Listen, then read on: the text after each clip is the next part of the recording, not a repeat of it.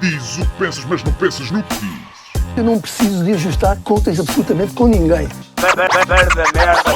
Para um país mais justo, para um país mais pobre, perdão. Deus existe dentro de nós. Quando as pessoas não acreditam em Deus, não, Deus existe dentro de nós. Ser exigente, não sermos piegas. Ser exigente, não sermos piegas. Mãe, olha, tu sabes fazer ténis. Ela fez 4, mas não sabe fazer ténis. Não sabe fazer ténis. Ai, que informação dramática. Sem Barbas na Língua, um podcast de Guilherme Duarte e Hugo Gonçalves. Ora, sejam muito bem-vindos a mais um podcast Sem Barbas na Língua, aberto para todo o mundo, porém afastados um do outro, não é? É triste porque, não sei se sabes, mas estamos prestes a fazer 8 anos da nossa relação podcástica. É verdade, é algures em abril, não é? Portanto, ultrapassámos a crise dos 7 anos. Olha, não está mal, não está mal. Somos um bocado como os pombos e os pinguins. Acasalamos para a vida. Exatamente. Mas pronto, nós também somos pessoas que não dão muita importância às datas, não é? Tu não me vais comprar uma caixa de chocolates. Por acaso tenho aqui um chocolate para ti ainda, que ainda não estivemos juntos. Eu não te vou comprar um plug anal.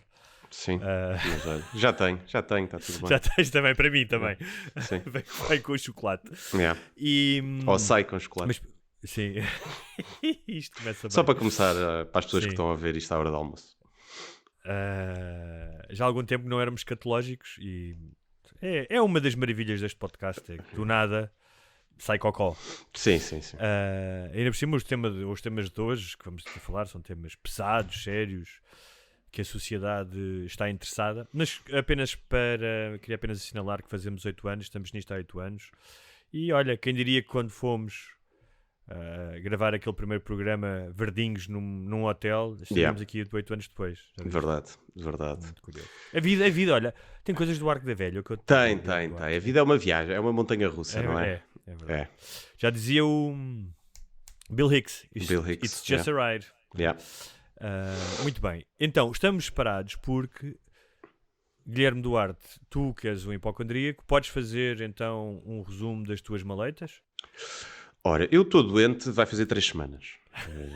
Com algumas melhorias e piorias, não sei se é assim que se diz, pioras. Pronto, não sei, uma gripe qualquer que me afanou, ou Covid, ou uma infecção qualquer respiratória. Não tive nunca muito mal, sendo que não tive muita febre, tive muito pouca, mas sempre assim meio prostrado e um cansaço, entupido. Não fizeste o teste das gripes para ver qual é que era? Não fiz nada. Entretanto, fui visto por um médico que me auscultou, disse que estava bom e receitou-me antibiótico porque a garganta tinha ali uma inflamaçãozita que ele diz que se já estava assim há tanto tempo mais valia ir com antibiótico. E então acabo hoje o antibiótico, é daqueles 3 dias. A garganta efetivamente já não me dói, mas continuo entupido e com tosse e assim meio cansado, mas também tenho dormido já há muito mal. muito tempo que não tomavas antibiótico. Não devia tomar antibiótico há 20 anos ou mais. Não me lembro da última vez que tomei. Devo ter tomado, ou seja, pelo menos para gripe. Tomei se calhar quando tirei. Já não se fazem destes. Tirar um quisto e não sei o quê. Isto é uma estirpe, Guilherme Duarte, é uma estirpe que já não se faz. Já não se faz. E já não ficava doente assim. Sim. Há muito tempo. Assim tantos dias. Sabes, a tua história, essa tua história de não tomares antibiótico há muito tempo faz-me lembrar aquela cena do primeiro Rambo em que ele se cose ele próprio. Sim. É um género de homens que não tomam, que se atira, ele atira-se para uma árvore, não é? Eu não me lembro, não vi, só me lembro da cena que quando ele cauteriza, lá como é que se diz, a própria ferida com a faca quente, não é? Mas isso é no 1? Não sei, não faço ideia. Vi essa imagem. Num ele cose ele próprio com uma agulha. Pode ser no Van Damme ou no Chuck Norris, que é um bocado tudo igual, esses filmes. Por acaso eu discordo, acho que o primeiro Sim, Rambo... Sim, sei que és fã do primeiro Rambo, sim. Mas pronto. Mas eu basicamente queria comparar a tua longa jornada sem antibiótico ao facto de ex-boina verde, psicopata, saltar para cima de uma árvore e depois cozer-se ele próprio. E Exato. destruir uma cidade inteira. Sim. Mas não é por isso que não estamos a fazer presencial hoje, porque eu já estou ok para sair de casa e já não estou contagioso, é porque tu também tens aí viroses Estamos em a fazer casa. isso porque o meu filho mais velho apanhou gripe A na escola porque houve, não quero acusar ninguém, mas parece que houve uma mãe que sabia que a filha estava doente e deixou-a ir à escola. Eu compreendo que é dramático, às vezes deves pensar, é só esta manhã e não sei o quê, mas depois fodes a vida a não sei quantos pais, porque de repente aquela merda é tipo fogo em mato seco e estavam não sei quantos putos com gripe A. E a gripe A é tramada, especialmente para os bebés, e nós temos uma bebé cá em casa. A pediatra disse logo, tenham muito cuidado. Portanto, para a transmissão. E o puto tem que ficar... e é transmissível durante 7 dias. Portanto, durante 7 dias ele não pode ir à escola. Ok. Nice. E digo-te uma coisa, que é, para ele é muito fixe. Pois, para ele... Estar doente. Tu é que até que me lembraste disso no outro dia a trocar mensagens. Ia quando um gajo era puto e ficava em casa doente. Era fixe. Mesmo aquelas dores no corpo e um gajo na cama e virem trazer-te torradas com um chazinho e ficares a jogar ou a ver televisão. Era o gajo jogou a bola comigo dentro de casa, viu videoclipes do Dillas, viu videoclipes... o que é que ele viu mais? Viu merdas que nunca tinha visto, do Super-Homem. Mostrei-lhe o teaser do Super-Homem, do novo filme, que tem um super-cão. Ouviu rap, Mas vais deixá-lo ver o filme?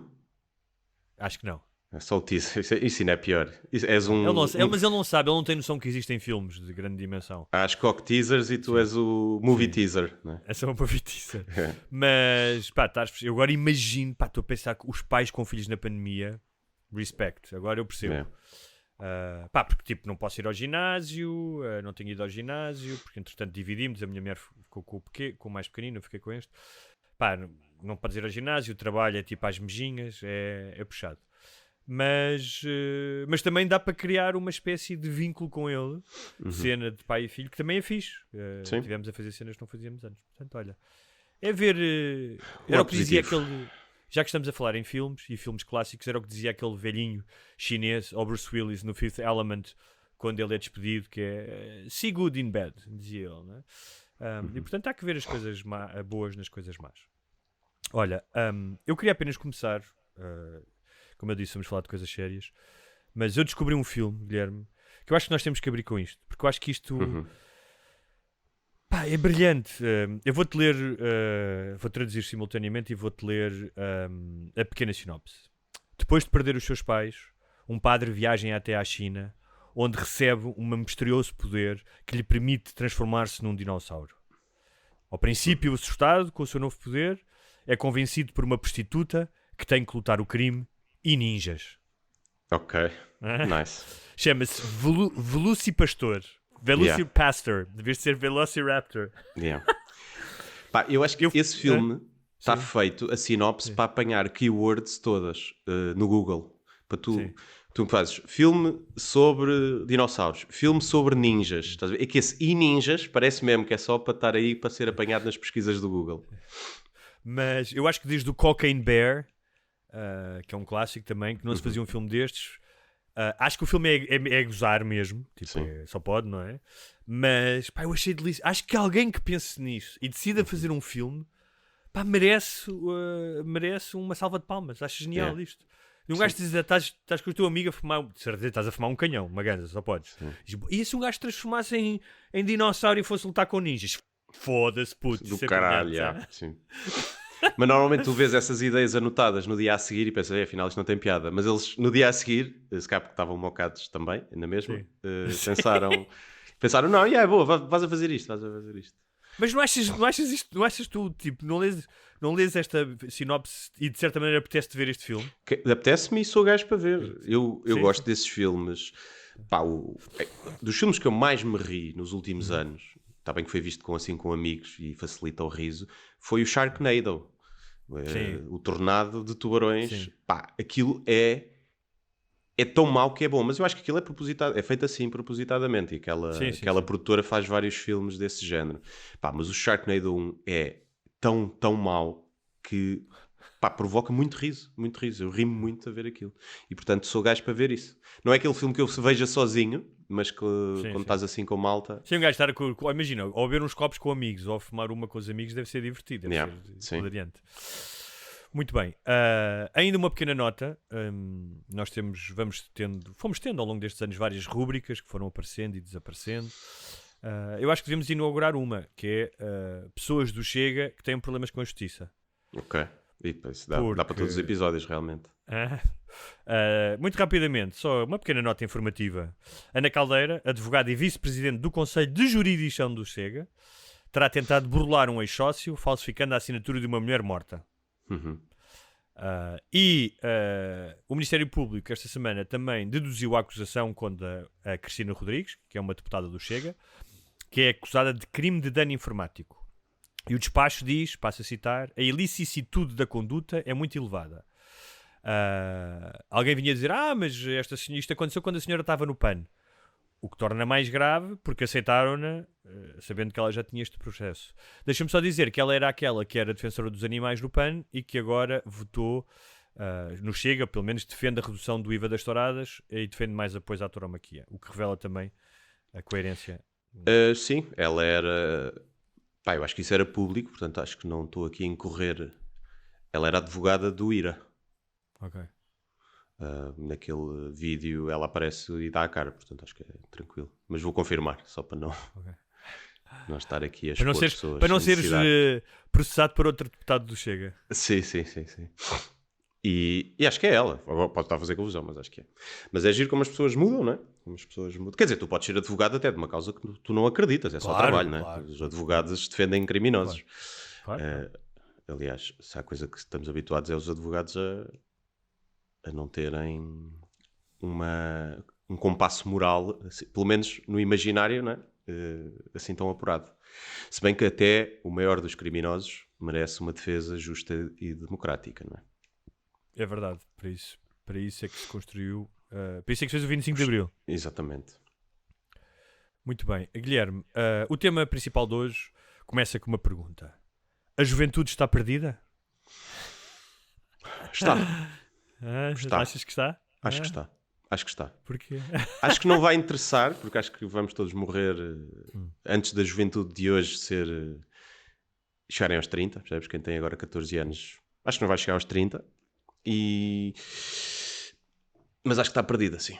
Mas a culpa não é deles, atenção. A culpa não é deles. E eu tenho pensado um bocadinho nisso, por acaso. Porque agora a culpa de todos os males da juventude é das redes sociais. Já está Não é, na moda. tu estás a dizer que as pessoas dizem isso. É o que passa, não é? E agora com a série o Adolescence e não sei o quê, isso ainda ficou um bocadinho mais na ordem do dia. E a culpa das ansiedades e de aumentar e depressões, problemas de saúde mental na juventude, atribui-se tudo às redes sociais. Que eu acho que são as pessoas, não tanto da nossa geração, mas se calhar da anterior, a ilibarem-se das culpas. A dizer, a culpa não é nossa. A culpa não é nossa que criámos uma sociedade em que prometemos tudo à geração, em que eles tinham todas as oportunidades e podiam ser o que quisessem e de repente puxámos-lhes o tapete e são a geração que agora tem menos perspectivas de futuro em termos de comprar casa, ter um trabalho, de estudar e ter um trabalho bem remunerado e uma carreira que pelo menos não tenham que contar trocos no fim do mês e tiraram-lhes isso tudo. É uma geração que foi, se calhar a mim já não, mas quem tem agora 30 já viveu um bocadinho nisso e já apanhou uma fase pior. E os adolescentes agora ainda mais. E eu acho que lhes tiraram isso tudo, prometeram-lhes um mundo que não é o real, não os prepararam para o mundo real. E depois dizem, mas a culpa não é nossa, a culpa é das redes sociais. A culpa é das redes sociais, atenção. A culpa é do algoritmo, a culpa é dos senhores maus do algoritmo que estão a estragar as crianças. Não, a culpa é das gerações que vieram antes e que criaram um mundo que não parece ser fixe para quem está agora. Mas olha, eu acho que a culpa ou responsabilidade é mais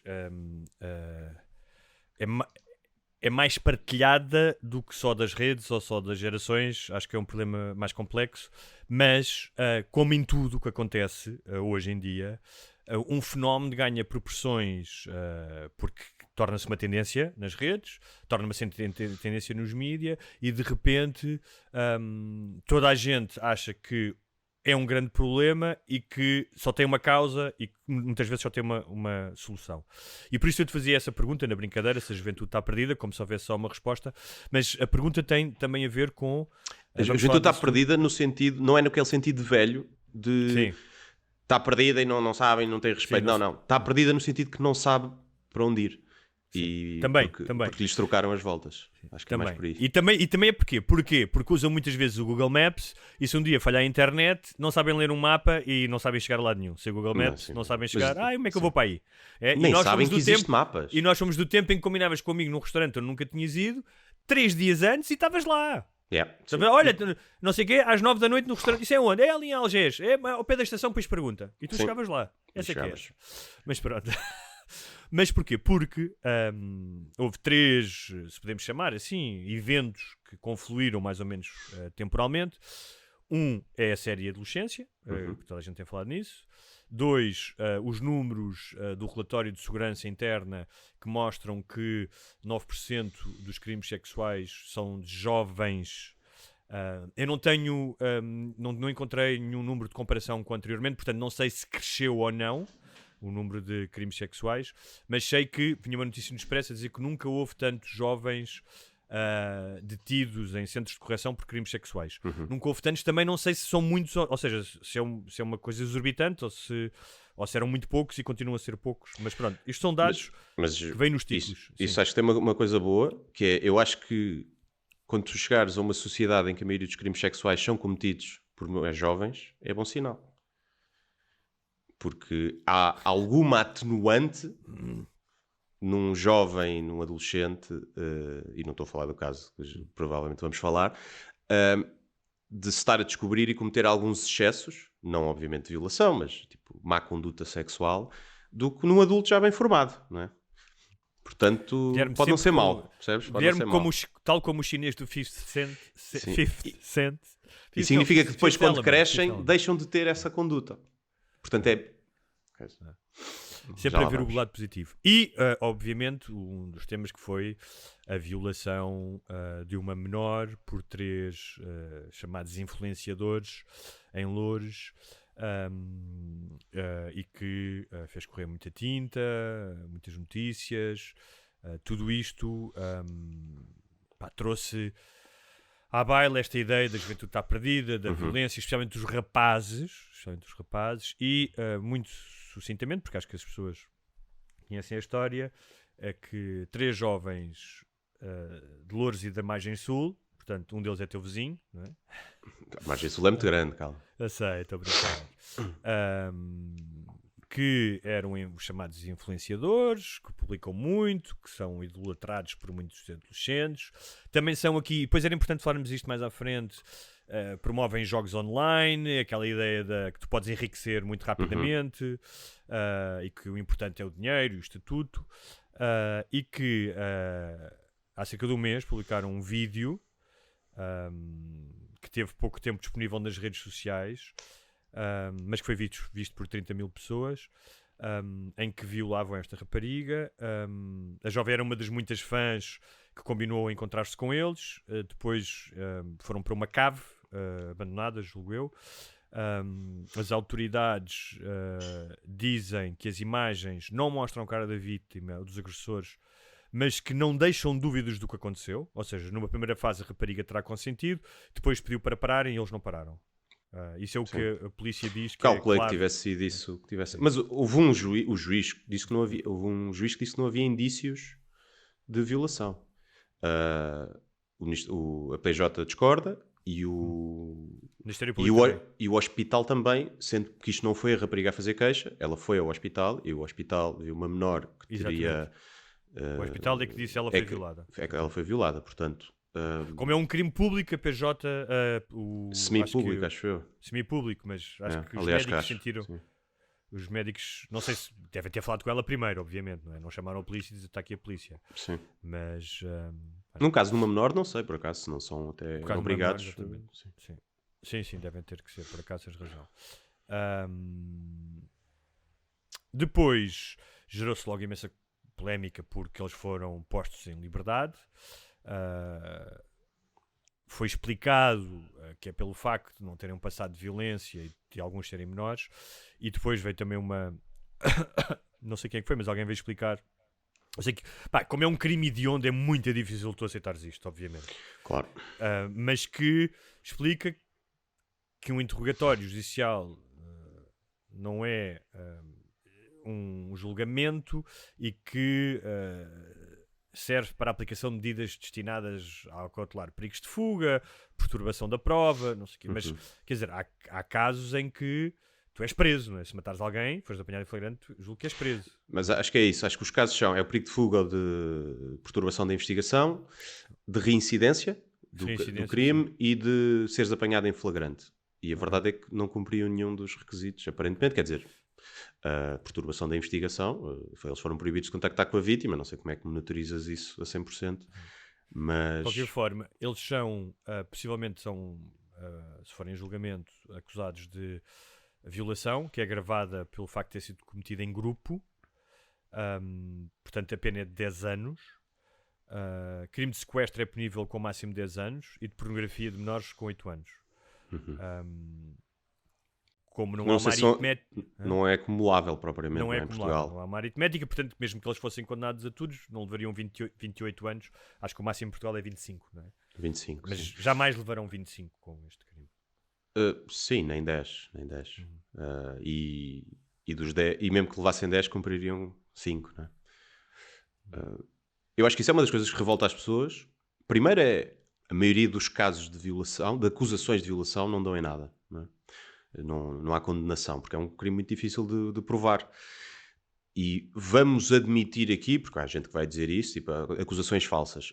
Vamos admitir que há algumas acusações falsas, porque toda a gente sabe que isso também acontece, mas que são uma gota d'água. Pronto. Portanto, vamos admitir que dessas que não são condenadas, algumas eram falsas, mas muito poucas. Há muitas que foram violações, efetivamente. A esmagadora maioria que não há condenação. E quando há, acho que a moldura penal é 6 anos no máximo para violação. Que a mim parece-me pouquíssimo. Mas acho que o problema aqui é não se conseguir provar o crime, porque eles nem esses 6 anos cumprem, não é? Eu acho que alguém que viola... Há vários tipos de violação, não quer dizer que o trauma para a vítima não seja o mesmo em todas, mas daquela violação com violência e com que nós vemos nos filmes, não é? Que quando ouvimos a palavra violação é o que pensamos todos. Eu acho que isso não ser 25 anos é uma estupidez. Eu acho que é equivalente ao pior, porque a vítima fica viva e com o dano e a sofrer muito mais antes do que às vezes um homicídio. Mas é bem complicado, não é? E aqui num caso destes, em que se realmente ela consentiu inicialmente e depois disse para parar e eles continuaram, e atenção que é violação na mesma, eu acho que devem ser condenados, mas é mais difícil de provar, não é? Será? Com vídeo? Eu não sei se no vídeo tem... É uma das coisas que eu não vi o vídeo, nem procurei, e se me mandassem eu não iria abrir, porque primeiro, à partida será uma violação, depois porque é uma menor, mas estive a tentar perceber e a ler comentários e não sei o quê, que depois se viram ou não o vídeo, estão só a especular, também uma pessoa não sabe, que no vídeo não daria para perceber que é uma violação. Que no vídeo... A PJ diz o contrário. Pois, não sei. Mas aí podem... Foi o vídeo publicado? Ou foi vídeo... Eu não acredito... Eu custa-me a acreditar que 30 mil pessoas tenham visto aquilo numa rede e se via claramente que é uma coisa que ninguém tenha feito nada. 70 mil gajos no Telegram tinham um grupo onde partilhavam fotografias e vídeos das mulheres e das filhas. Mas aí estão nesse grupo. Aquilo foi para as redes sociais e apanhou uma série de pessoas, estás a ver? Homens, dos 30 mil, muitas mulheres, de certeza. Sim, imagino que sim. Eu acho, e também acho, claro que eles, basta ver o perfil deles e perceber que eles são uns burros e uns burgueses. Tu pôres um vídeo onde claramente se vê que estás a violar alguém. Percebes? Eu percebo, segundo o teu racional e a tua inteligência, que isso para ti seja autoincriminatório e que seja uma estupidez. Tendo em conta o nível de estupidez e de como o Tiago Grila que disse num podcast que atropelou uma pessoa, estás a ver? Sim. Não me surpreende isso. E isso é outra coisa que é, esta cultura de vedetismo, a questão do dinheiro, do poder, esta completa destruição da realidade destes putos. A maioria são putos, nem todos são putos, mas de que tendem não sei quantos mil seguidores, têm uma espécie de suspensão da realidade. Faz-me lembrar um bocadinho quando eu fui uma vez a fazer uma reportagem a Marbella sobre o Rili Gil, o presidente do Atlético de Madrid, que era o presidente da Câmara de Marbella e que era altamente corrupto. E houve um gajo que me explicou os esquemas de corrupção dele e que me dizia: escute, tu entras num estado tal, mental, que tu achas que és inimputável, que ninguém te vai apanhar, porque aquilo acontece, ou seja, é um fenómeno de destruição da realidade. Não estou a dizer se isso acontece com eles ou não, mas a verdade é que mesmo depois daquilo acontecer, houve um ou outro que veio para as redes. Isso é uma coisa que eu não entendo, que era... até o Trump nos Estados Unidos ficou proibido por causa de um caso de ir falar disso para as redes. Pá, o juiz pelo menos devia ter dito: pá, tu não podes utilizar as redes neste momento, não é? Imagino eu, que pudesse ser uma medida de coação. Mas Pá, mais ou menos. Pode ser uma estratégia. Porque a verdade é que eles, usando as redes sociais, podem se incriminar e dizer merdas. Yeah. E nos comentários... E repare, eu fui ver as redes dele, pá, e eles dizem todos que não fizeram aquilo, que não o violaram, e nos comentários é tipo... muitos miúdos e miúdas a apoiá-los. Sim, e uma das gajas, vi um comentário, pá, banda nojenta, uma rapariga comentou, tipo, olha, não quero acreditar, eu acredito em ti, até seres considerado culpado, para mim serás inocente. E uma miúda não viu o perfil, mas ia ser novita, podes seguir. E o comentário desse gajo a seguir foi: vai, estou a ver que queres ser a próxima a ser rodada por todos. Estás a ver? Era a resposta deles. Gajos? Era a resposta deles. Portanto, eles ainda estão a fazer double down naquilo. Sim. Como... Pá, e repara, é que mesmo que tivesse havido consentimento, eles incorrem no crime de publicar um vídeo de uma menor a fazer sexo. Claro. Portanto, eles serão sempre umas bestas e uns nojentos e que têm que ser condenados por alguma coisa. E, pá, obviamente é presunção de inocência, mas é também acreditar na vítima, não é? Eu estive a ouvir uma entrevista de uma pesquisadora que fez uma tese de doutoramento sobre a forma como a justiça, desde o século XIX, trata as violações das mulheres. Uma conversa interessante. E ela alertava para uma coisa. É que há, de facto, uma cultura hoje em dia de que personagens como o Trump, que foi acusado e condenado num tribunal civil de assédio sexual, inclusive, não sei se é de violação, mas de um crime sexual. O McGregor, o lutador do UFC, que também está a ser investigado, ou foi investigado por violação, e vai-se candidatar a presidente da Irlanda, Sim. E é contra a imigração. Não sei. Portanto, há de facto, depois tens personagens como Andrew Tate, ou seja, há de facto, e repara, não estou a dizer que isto é uma causa, que é causa, atenção, estou a dizer é que há uma atmosfera de uma certa glorificação de um tipo de personalidade supostamente poderosa que se está a cagar e que faz as coisas impunemente, porque de facto depois parece para algumas destas pessoas há uma certa recompensa, impunidade. Não é? E há recompensa. Sim, todos esses e têm... acho que isso tem impacto em mentes mais moldáveis e que têm esta destruição da realidade. Sim, e acho que há uma falta de respeito, se calhar, crescente da mulher, não é? E do ódio às mulheres. Tipo assim, o Adolescence fala disso um bocadinho, do fenómeno incel, de um ódio às mulheres e de usar o sexo como as mulheres têm o poder do sexo, não é? De escolher com quem querem fazer, de alguns miúdos verem que a forma de terem o ascendente sobre as mulheres é forçar isso, é forçar essa sexualidade e passar a ser quase normal não diria a violação, porque eu acho que se tu fores falar com os miúdos de 15, 16, 17, 18 anos, a esmagadora maioria achará a violação um crime hediondo, claro. Mais agora até do que há 50 ou 60 anos. Sim, não é? Mas há uma fatia que vê a cena de mandar dick pics, não é? Que não deixa de ser um assédio, do nada tu mandares a foto da pila a uma gaja, ou de pedires mostra-me aí as mamas e não sei o quê, de tratar a mulher como um bocadinho como um objeto sexual. Sabes que e... Há uma série espanhola que levantou um tema interessante, isto por causa das diferentes gerações, que é sobre uma mulher que ao fim de não sei quantos anos de casamento decide denunciar o marido por violação. Diz, pai, fui violado durante não sei quantos anos, isto vai acabar. Eu agora sinto que tenho capacidade para isso. E depois é a relação com os filhos, não é? Tipo, acho que o filho a condena e diz como é que tu foste capaz, mas é um tema interessante isso, não é? Porquê? E é o que diz esta pesquisadora. A esmagadora maioria das violações acontece com maridos e namoros. Exatamente. É isso ou que com ela alguém diz, próximo quando és criança, não é? Ela diz Padre. que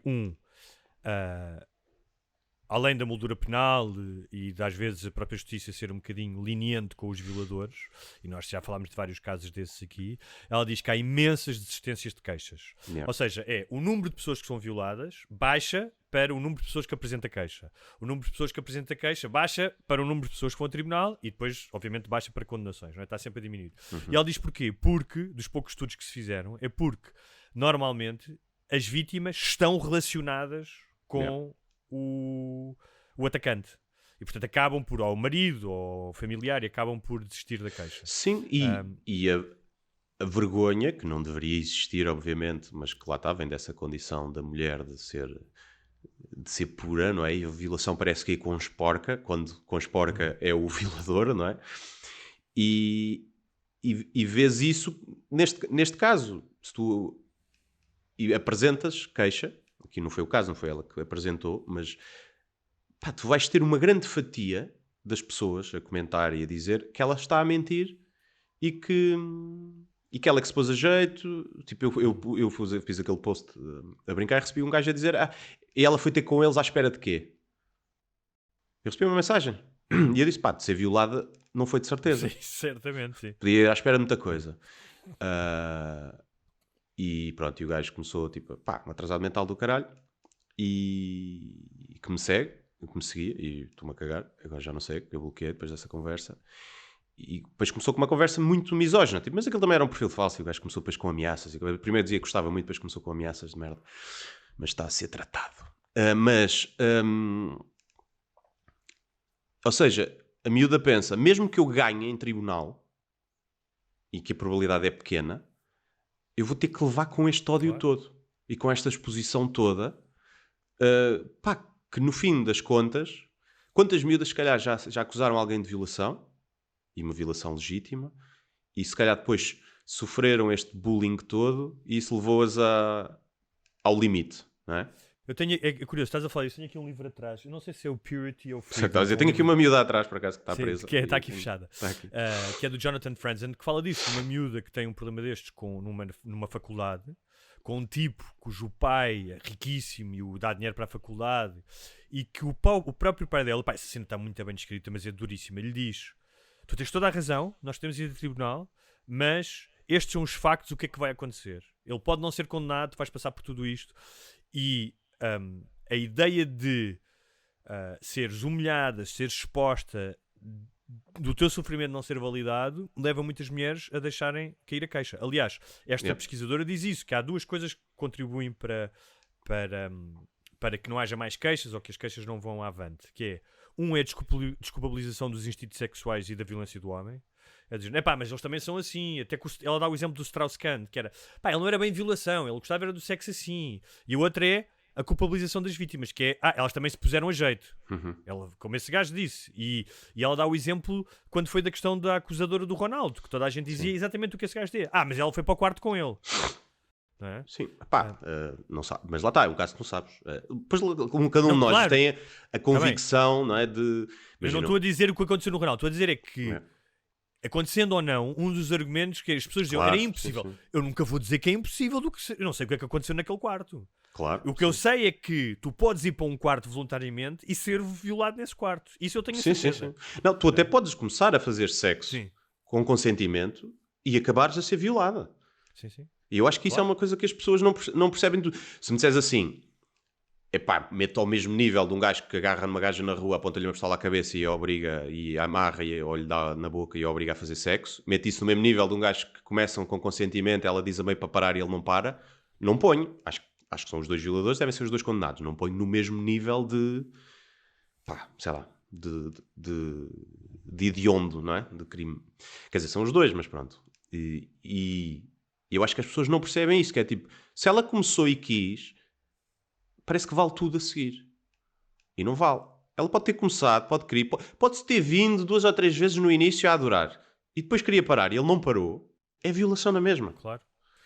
E... Mas olha, dito isto, que acho que ficou bastante claro, queria falar mais do fenómeno, agora também do fenómeno à volta, que é esta ideia de que acontece alguma coisa, um evento, esse evento torna-se num fenómeno e que se propaga por uma reação excessiva, torna-se uma tendência e muitas vezes sem as pessoas pensarem 2 vezes, ou seja, e isso aconteceu um bocadinho com a série de adolescência. Eu ainda não vi, eu sei que tu já viste, li várias coisas sobre a série, inclusive especialistas em incels, especialistas em naquele tipo de crimes, mas uma coisa que, e isto sem nenhum desprimor para a qualidade artística da série, para os atores, tudo o que tenho ouvido falar, até porque me interessa, é o meu métier.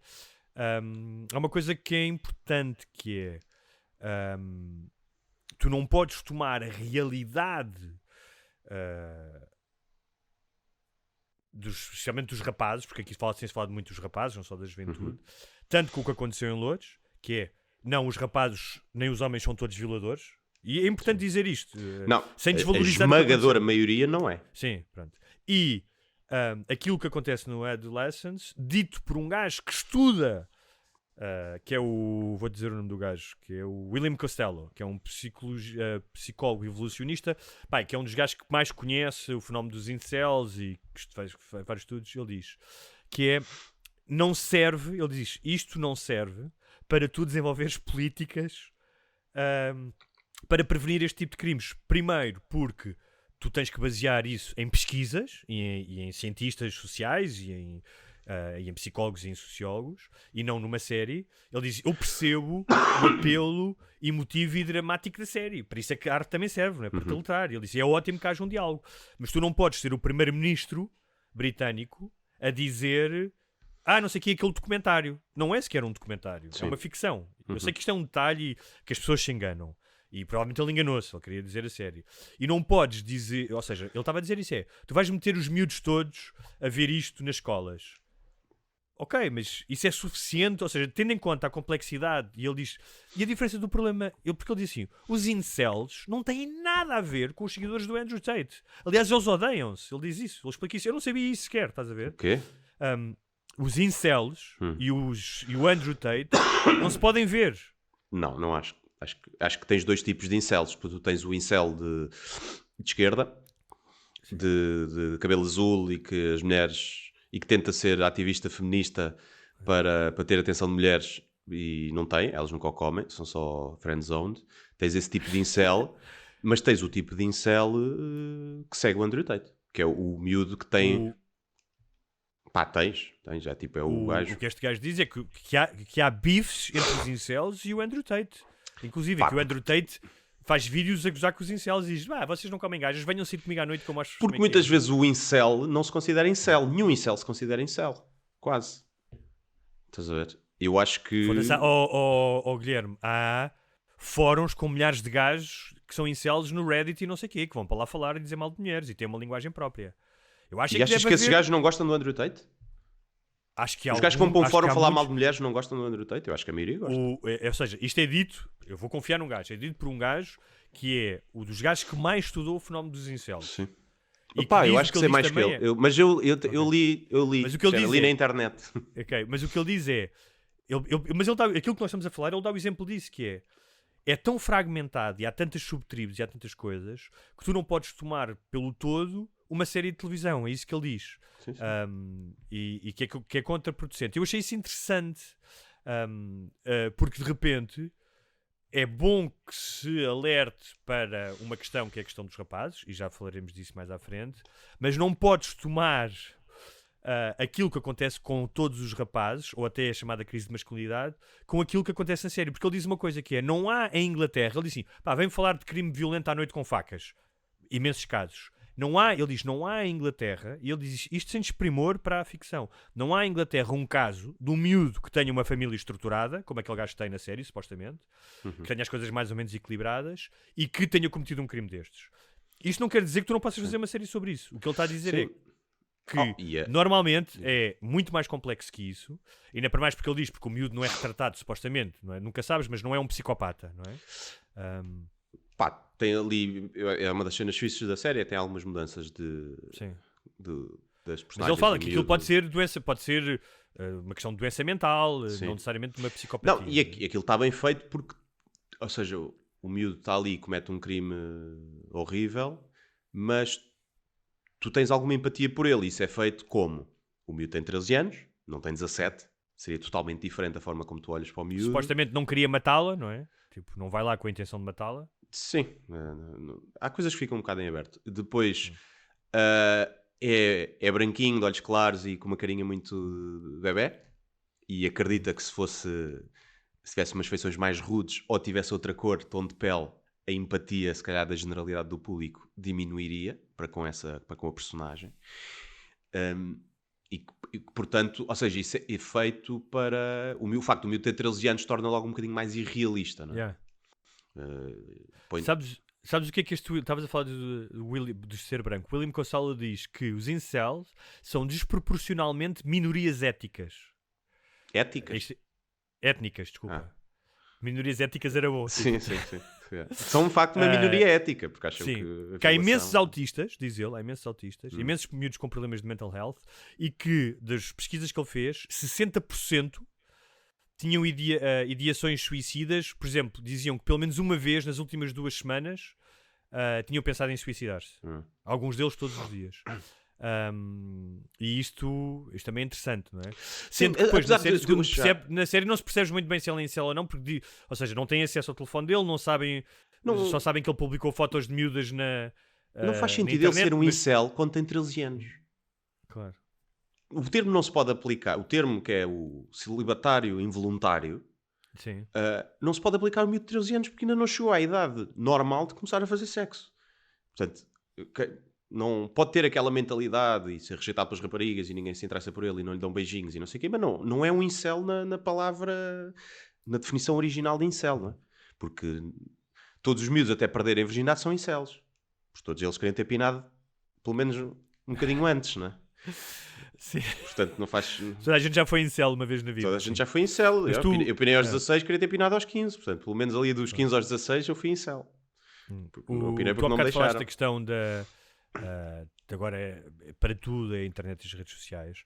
A verdade é que desde sempre, eu estava a ver até uma espécie de uma lista feita que era nos anos 50 era o rock, nos anos 60 era as drogas, depois é a televisão, é os jogos de computador, e há sempre um motivo para a juventude se degenerar. E a verdade é que pode haver uma outra pessoa que se degeneram com drogas e com os jogos de computador, há essas adições, mas a maioria das pessoas supera esses desafios e não se tornam monstros. Há uma diferença, eu também sou como tu, não acho que a responsabilidade única é da internet. Há uma diferença com a internet. É que tem um fator aditivo como nenhuma outra tinha antes, e está provado, ou seja, mexe com a química do cérebro de uma maneira total, e tem uma amplitude, tem uma presença infinita que nenhuma outra teve, nem a televisão. Não é? A televisão acaba. E uma normalização, não é? Sim. Ou seja, tu és estranho se não estiveres nas redes sociais. Claro. Tu não eras estranho se não gostasses de rock. Gostavas só de outro tipo de música, não é? Sim. Ou se não desses na droga. E portanto, mas era o que dizia este gajo, acho que era este gajo que dizia também o William Costello, que era, o problema não é unicamente as redes sociais, porque tu podes, ele diz que há 2 coisas que não funcionam com estes miúdos. É o shaming, ou seja, shaming no sentido de dizer, os próprios pais dizerem, estás sempre a olhar para o telefone, não sei o que é, isso estraga, ele diz, isso não leva a lado nenhum. É de outra maneira, porque os pais têm que estar presentes, não é só dizerem que ele não está a olhar para o telefone, têm que estar presentes de outra maneira. E outra é a notoriedade. Ele diz que em alguns casos, tal como os casos dos violadores de louros, este tipo de notoriedade, mesmo que seja má notoriedade, também não é fixe, porque há uma tendência para outros miúdos copiarem, estás a ver? Há uma tendência para haver um apelo, que é uma coisa estranha, mas Mas é verdade. Mas eu concordo, ou seja, acho que tem um poder as redes sociais como nunca tiveram antes, e a verdade é que há estudos sobre depressão, ansiedade, mas não são exclusivas disso. Tem a ver, como tu dizes, não só das outras gerações, não só da questão de não ter perspectivas, mas da própria parentalidade, não é? Sim. Se tu, desde muito cedo, desde os 2, 3 anos, és atirado para o lado e estás a comer à mesa com um tablet, pá, se calhar vais estar um bocado alienado mental. Sim, sim, a série foca-se também, no último episódio, fala um bocadinho sobre isso, mais a perspectiva dos pais, e também te cria muita empatia por pais que são de outra geração e que não sabem lidar com isto. Estão confusos, não é? Estão confusos, não sabem. Há uma frase os- da série que me bateu o bué, que é quase no fim, que é tipo, que eles estão a falar se tiveram culpa ou não tiveram, e eles dizem, mas nós pensávamos que ele estava seguro porque estava dentro do quarto. Yeah. E porque para nós a insegurança era andar na rua, não é? Poder ser atropelado ou raptado ou coisa. Claro. E ele diz, para nós ele estava seguro, estava dentro do quarto. E essa frase tipo bateu-me bué, e é tipo mesmo, acho que é a perspectiva de muitos pais que não usam muitas redes sociais, que não estão dentro do fenómeno, e que para eles é isso. Ele está no quarto. Não, a Portanto, ele própria tem que estar bem, ele linguagem- tem que estar seguro, ele está dentro do quarto. A própria linguagem das redes sociais, estava a ouvir num podcast que foi, tipo, houve coisas que foi o puto que explicou aos escritores, dizer, olha, Yeah. tipo, isto não bate muito certo, nós não falamos assim. Sim. E dentro da linguagem dos adolescentes há a sublinguagem dos incels, há uma série de frases e de emojis, e eles estavam a dizer que o que é bem retratado na série, seja na polícia, seja nos pais, é o desconhecimento e a confusão mental dos pais, ou seja, de uma realidade que repara que de certa maneira já havia com as drogas, ou seja, a minha avó não fazia a mínima ideia o que é que era um charro ou o que é que era a heroína que o meu tio fumava. Sim. Era uma coisa, pá, alienígena, não sabia as consequências, não é como aquele gajo que em Rabo de Peixe, quando aconteceu a questão da droga, chama o Sandro G e lhe diz, explica-me o que é isto da cocaína. Yeah. O presidente da junta de freguesia. Uhum. Não é? E, obviamente, que com as redes sociais, então, pá, com a especificidade da linguagem, não sei o quê, para muitos pais está distante. Então eu acho que também o sururu à volta desta série foi, se calhar, o despertar a alguns pais e que se consubstancia na frase que tu disseste, que é, mas ele estava seguro. Mas ele está aqui ao meu lado, Yeah. ele está aqui na sala com um telemóvel, não é? E acho isso que é isso é interessante. Sim.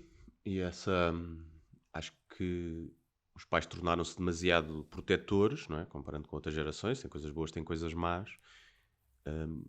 E uma delas, eu acho que eu vejo os amigos à minha volta têm putos ainda muito pequenos, acho que isso ainda não se aplica, mas muita gente que era, eu era obrigado a ter hobbies. Eu era obrigado. Tens que ir para a natação, mas eu não. Tens que ir, escolhe natação ou futebol ou isso. Tu tens que ter tens que fazer desporto 2, 3 vezes por semana. Tens que ter um propósito. Tens que sair. Jogas, e eu jogava bué, mas nem sequer jogava online e não sei o quê, era um bocadinho é diferente, não é? Porque às vezes até jogar online tens essa cena tóxica. Mas eu era obrigado a ter hobbies. Ele vai tocar um instrumento, ou vai fazer isto. E eu acho que hoje em dia, porque dá trabalho, porque é tão mais fácil o miúdo estar no quarto, nas redes sociais, do que ter que o ir levar à guitarra ou à natação e depois ir estar lá à espera e depois ir buscar e depois não sei o quê. Acho que... E porque é mais seguro estar em casa do que a minha mãe dizia, não te esforces muito na natação, não é? Não fosse eu morrer de ataque cardíaco com isso com 6 ou 7 anos. E é mais seguro, aparentemente, e mais prático o miúdo estar em casa, no quarto. Estás a ver? Mas eu acho, eu mais uma vez acho que também temos de ter cuidado com as generalizações, porque eu não posso medir, não sei quantos miúdos estão no quarto, imagino que muitos terão. Mas há imensos miúdos que continuam a fazer bué da merda. Claro, miúdos sim, que jogam sim, futebol e que vão e que têm interesses e que vão a concertos e que... Isso Sim, também, a maioria, ou seja, a maioria. Esta questão, por isso é que eu comecei na brincadeira, a juventude está perdida, que é, mas em particular os rapazes, que é a questão dos rapazes, não é? Que falámos aqui das violações, falámos aqui do adolescence, e de repente as pessoas acordam e pensam, os rapazes têm um problema. O problema dos rapazes não é, felizmente, ou unicamente, o facto de serem violentos com mulheres e de violarem ou matarem pessoas. Isso é um grupo muito reduzido. Há, de facto, uma crise com os rapazes, e que não são todos ainda assim, mas que tem muito mais a ver com o facto de não terem um propósito, de estarem perdidos, não quererem muitos deles ir para a universidade, e que tem a ver com uma mudança, tem a ver com muitas coisas, mas tem a ver, por exemplo, com uma mudança de modelos do que é ser homem, porque, por exemplo, para o meu pai ou para o teu, até para o teu, não é? Mas tu crescias e estava muito bem definido. Arranjas um emprego, tens uma família e provavelmente vais ser o principal providenciador desta família. E não vais gostar do trabalho. E se for preciso, não vais gostar do trabalho. Não vais gostar. E se não gostares, não te queixas e não mudas de empresa. Tu arranjas Exatamente. uma empresa estável, ficas lá para a vida, engoles o que tens que E engolir depois os teus filhos e não sei o quê. e tal. E isso mudou, ainda bem que mudou, mas trouxe grandes desafios. E eu falo disso no meu livro No Filho do Pai. Pá, eu li muito sobre isso. Há um livro, quem está interessado, leia o Boys and Men, do Richard Reeves, que é um dos principais entendidos. Ele diz que uma das grandes mudanças do paradigma dos últimos 20, 30 anos é que, e há pesquisas que dizem isso, que é, não só a maior parte das miúdas têm um desígnio e um propósito, são hoje em dia as maiores exploradoras, no sentido em que vão fazer as coisas, como dizem que têm, nessas pesquisas, mais satisfação em fazer essas atividades. E, portanto, não é apenas a questão de haver cada vez menos rapazes nas faculdades, ou de haver 2/3 dos suicídios são de homens. Pá, diz muito. No outro dia dei uma entrevista para um jornal e eu estava a dizer: a terceira causa de morte das mulheres são os homens. Mas eu a seguir, isso foi chamado para a capa. E o que eu disse a seguir foi: mas 80% das vítimas dos homens são homens. Sim. Eles puxaram só a primeira parte para a capa. O que é que isso quer dizer? Que, claro que há uma questão de violência com os homens, mas os homens também são vítimas dessa violência.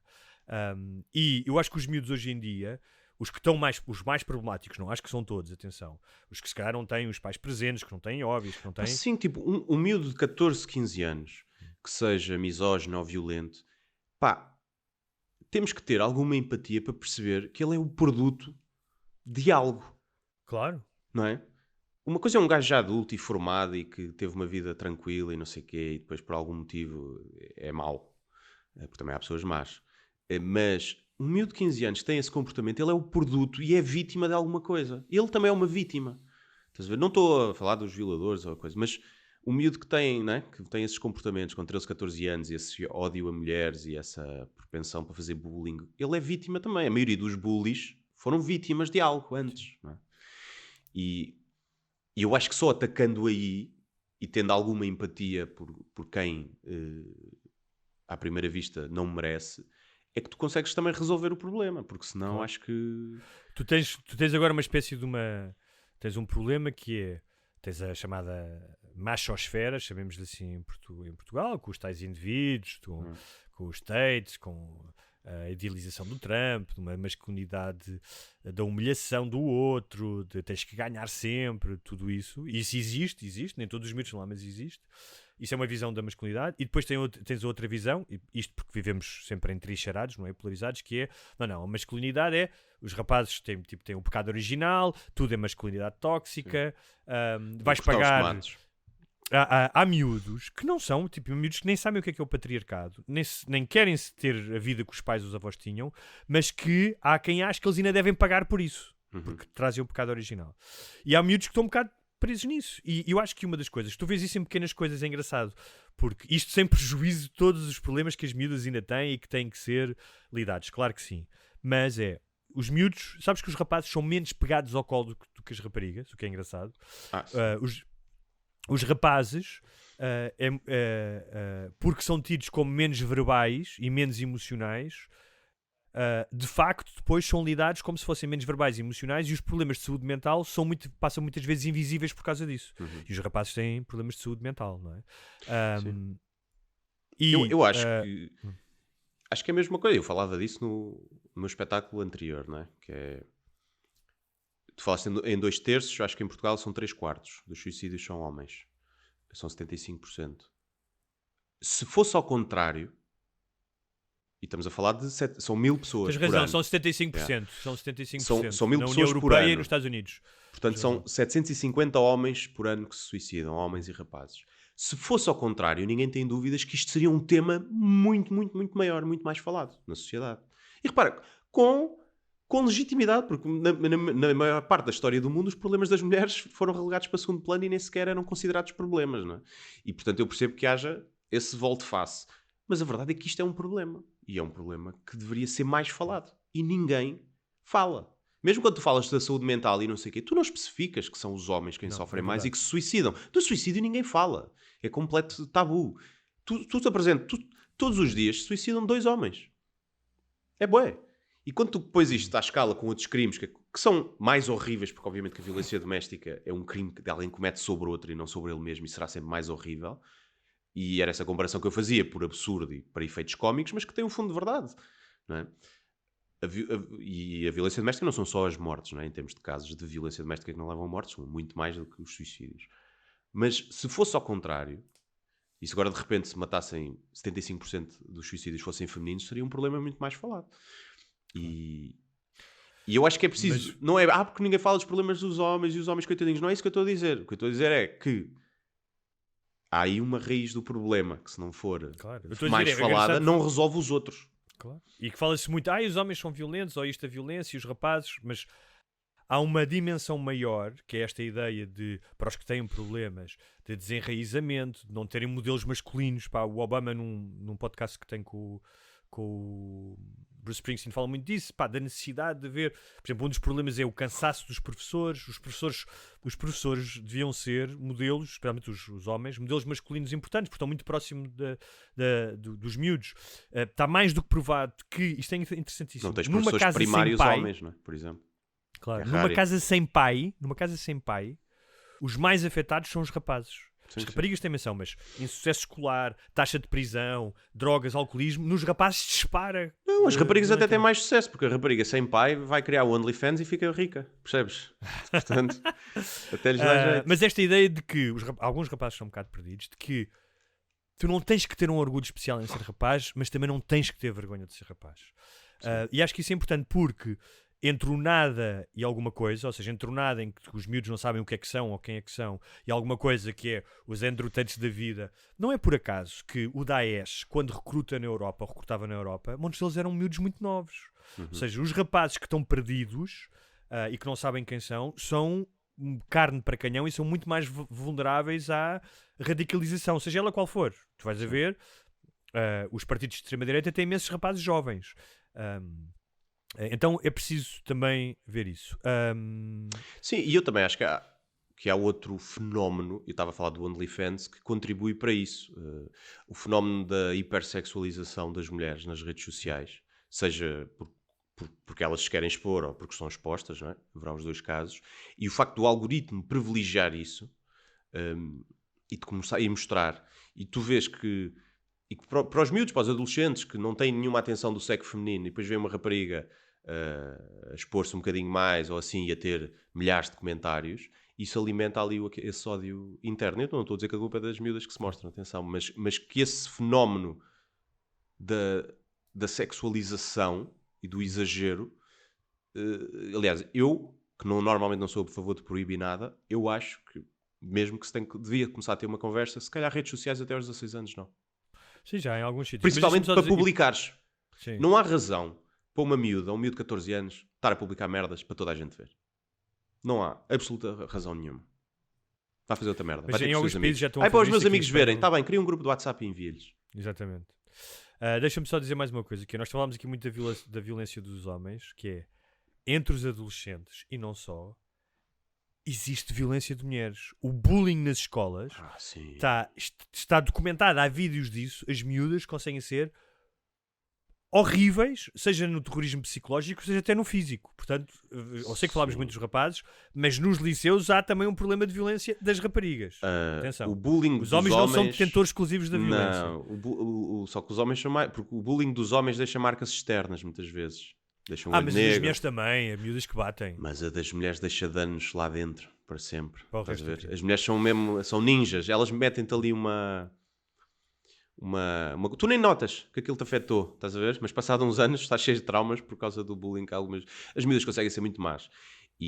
Olha, Guilherme... E acho que isso também também pode ser falado, estás a ver? O bullying que muitos miúdos, e a série fala um bocadinho disso, muitos miúdos sofrem por parte de miúdas, pode ser como é que desastroso, não é? Também para a personalidade daquela... E lá está, mais uma vez, a miúda que faz bullying, a culpa muitas vezes também não é dela, ela é produto de alguma coisa e vítima de alguma coisa que levou a ser assim, má para outros, não é? Quando estamos a falar de pessoas muito novas. E, portanto... Olha, convém Guilherme, falar os também. nossos ouvintes que não são ouvintes que não são patronos, aliás, se quiserem, façam-se patronos, vão a patreon.com/barra sem barbas na língua, está na hora, mas não sabem que nós, agora, durante 2 meses, vamos ter um patrocínio. É verdade, Certo? é verdade, sim E senhor. como? E até vem aqui muito ao encontro deste tema todo que estivemos a falar, não é? Sim, exatamente, vem não só porque nós estivemos doentes, Sim. não doentes mentais, mas também de questões de saúde mental. Não sei.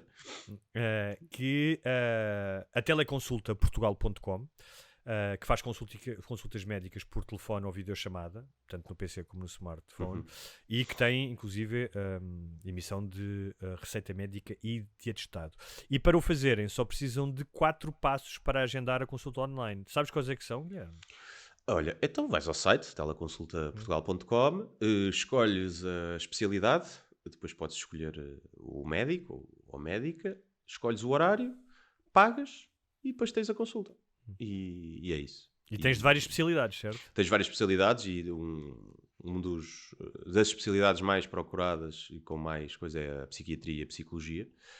Portanto, não há só médicos, também há psicólogos que não são médicos, por acaso não são como os dentistas, não são bem médicos, mas que são importantes e podem marcar essas consultas e são das consultas assim mais procuradas e têm um descontozinho, se estiverem a ouvir e se forem através de nós, sem barbas 10, têm 10% de desconto em todas as consultas.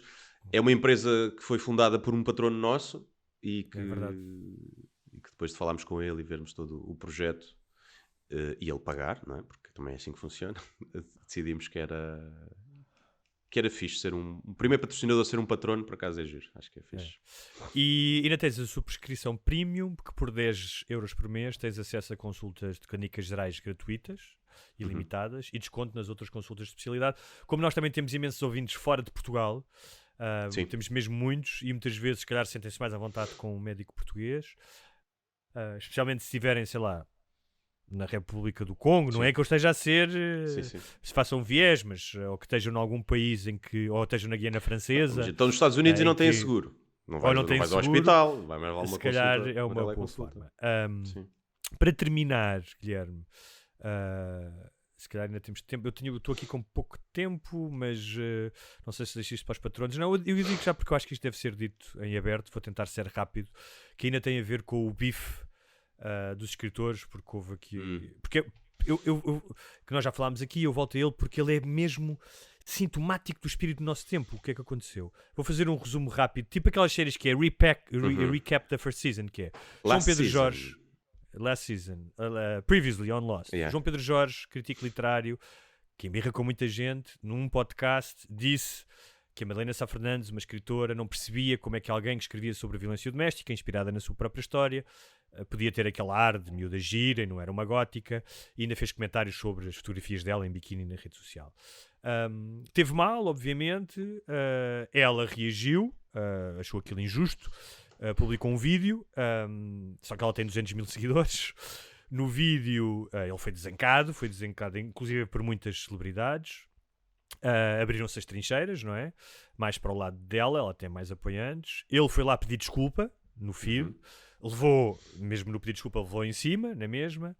E depois aquilo até tinha apaziguado, que ela própria escreveu mensagem, dizer: olha, mas daqui sairá alguma coisa.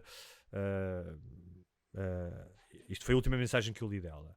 Acontece que, não satisfeito com isto, o Nuno Markle, que eu até tenho como uma pessoa sensata e que bem intencionada, publicou um post em que punha a fotografia do João Pedro de Jorge, que disse isto num podcast, disse umas estupidezes, com os alegados violadores da miúda que nós falámos aqui.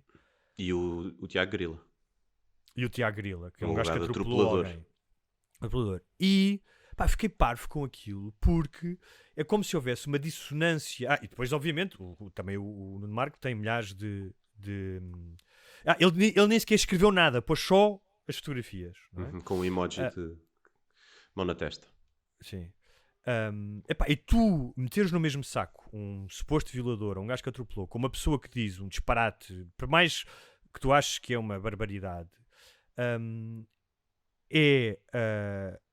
é de uma dissonância cognitiva tremenda, que é, tu estás, aquilo que tu criticas tanto em tipos como o Trump, o absolutismo moral, o radicalismo, a reação imponderada, tu estás a fazer exatamente a mesma coisa.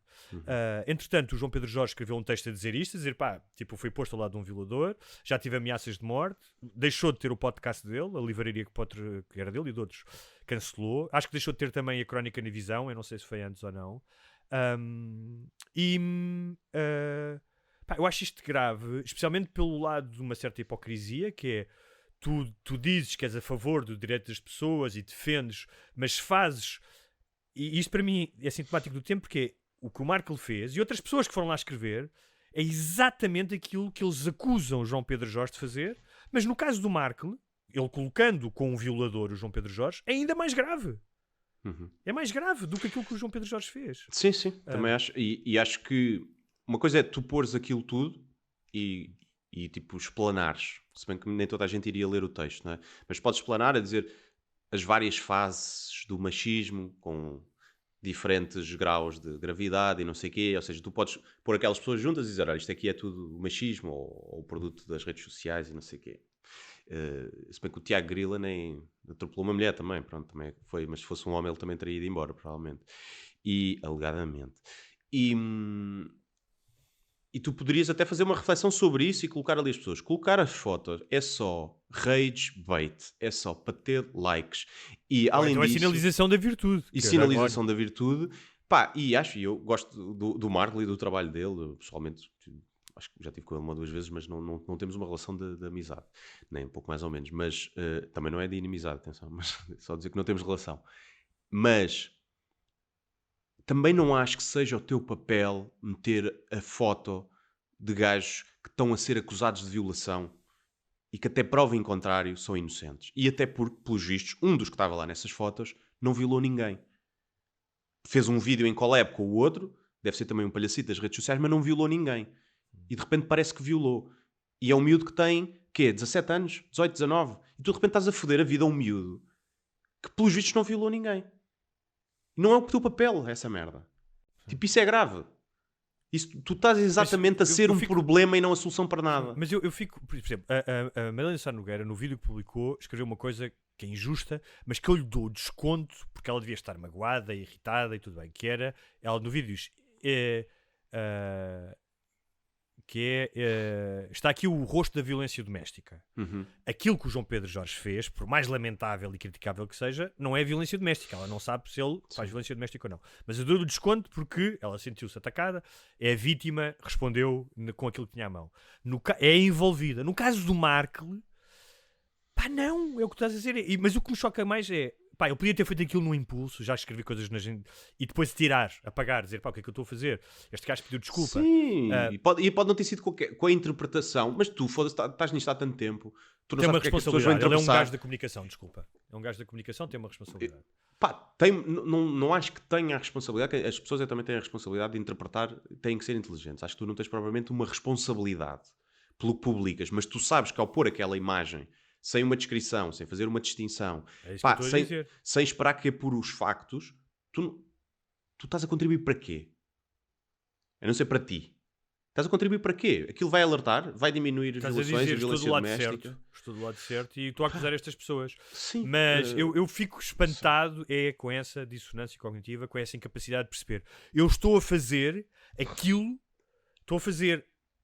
neste caso, até de forma mais grave, porque, por exemplo, se calhar o João Pedro Jorge tinha mais hipótese de levar um caso a tribunal de difamação sendo posto ao lado de um violador do que a Madalena Sá Fernandes tinha com aquilo que o João Pedro Jorge disse no podcast. Mas isto é incrível, porque de repente nós estamos a falar de uma coisa e parece que eu estou a fazer a apologia do João Pedro Jorge, mas não é. É aquilo que falávamos outra vez, tipo, esta gente que vem depois com isto obriga-te. É a tal cena, não é? Tu apanhas um gajo a bater no outro na rua e de repente o gajo junta-se e ele já está no chão e estão-lhe a pontapear e esmagar a cabeça. E tu dás por ti, ter que defender o gajo Sim. que foi o criminoso inicial, estás a ver? E é tipo, eu não sei como é que não percebem que isto não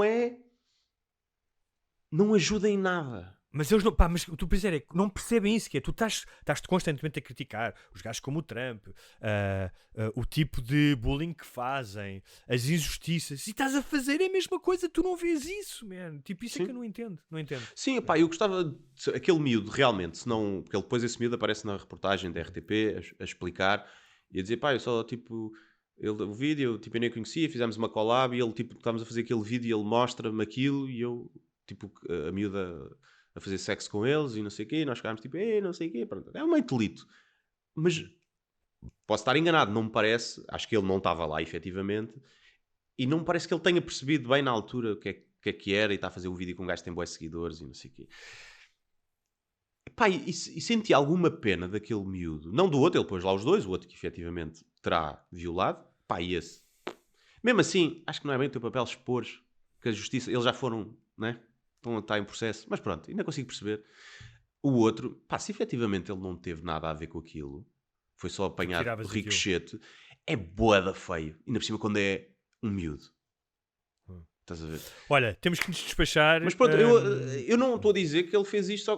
Pode ser bem intencionado e pode ser ali mesmo uma raiva, tipo de momento de fazer aquilo. Eu também não estou a dizer, ou seja, eu estou a dizer mas não teres depois de tanto tempo, das semanas, ela certamente viu as reportagens, certamente alguém disse alguma coisa. Eu até pensei em escrever, dizer, olha, nós não conhecemos bem, mas pá, pensa bem, não num tom crítico, dizer, vê lá, não ter tirado aquilo ainda, isso é que me choca, não é ter feito. Ter feito, pá, as pessoas hoje em dia reagem muito depressa. Sim. Não ter passado um tempo, pensar, epá, se calhar tive mal, e não perceber que não é muito diferente daquilo que ele acusa outras pessoas, isso é que me choca. Eu também acho que é muito aquela cena do, se tu não disseres nada, fazes parte do problema. E, portanto, tens que dizer... Ou seja, não basta não seres racista, tens que ser antirracista. Estás a ver? Sim. Ativamente. Mas eu sou antirracista, mas não preciso estar sempre a dizê-lo nas redes. Eu sou antirracista. Sim. Ou seja, eu sinto-me bem com as minhas convicções. Eu atuo, pá, com o meu filho, com os meus amigos, vejo uma injustiça na rua. Eu não preciso estar constantemente a ir para as redes a dizer, olha, eu sou contra a violação. Obviamente sou contra a violação. Eu também concordo com isso, mas às vezes penso que se não se devia fazer mais barulho. Se estas pessoas fazem barulho por tudo e por nada. Em alguns casos sim, já fui a manifestações, em alguns casos sim. Bem, temos mesmo mas olha, só para terminar, queria só dizer que a Bárbara Guimarães disse, quando uma mulher perde o emprego, vai logo procurar outro. Quando um homem perde o emprego, entra em depressão. Agora...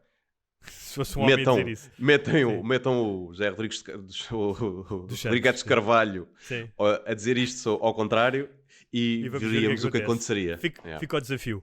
Até para a semana. Até para a semana.